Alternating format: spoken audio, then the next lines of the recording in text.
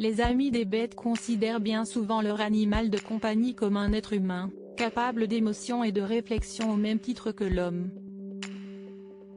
Et la reine d'Angleterre semble, de toute évidence, en accord avec ce raisonnement puisque, comme le révèle le présentateur Alexander Armstrong, elle a fait don à ses corgis de la parole dans des lettres échangées avec son ancien écuyer, Sir Blair Stuart Wilson, décédé en 2011.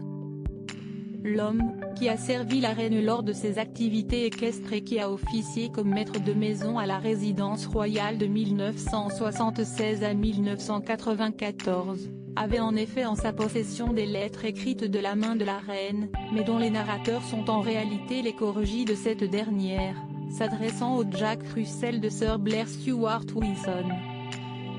Si est dans l'ancienne salle de bain de ce dernier que le présentateur Alexander Armstrong, qui prépare un nouveau documentaire sur Elisabeth II, la reine et ses cousins, a découvert les fameuses missives, encadrées et affichées sur le mur de la pièce.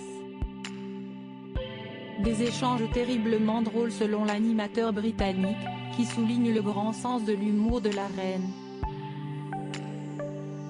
Je me souviens avoir eu mal au ventre à force de rire. Lance même Alexander Armstrong. Elisabeth II et ses corgis, une histoire d'amour quand on connaît l'affection que la reine porte à ses corgis, cette histoire n'est finalement pas si étonnante. Au total, Elisabeth II a possédé une trentaine de ses chiens courts sur pattes, de son premier corgi rien qu'à elle, Suzanne, alors qu'elle avait 18 ans, à ses deux nouveaux compagnons, Muick et Fergus, arrivés au mois de mars.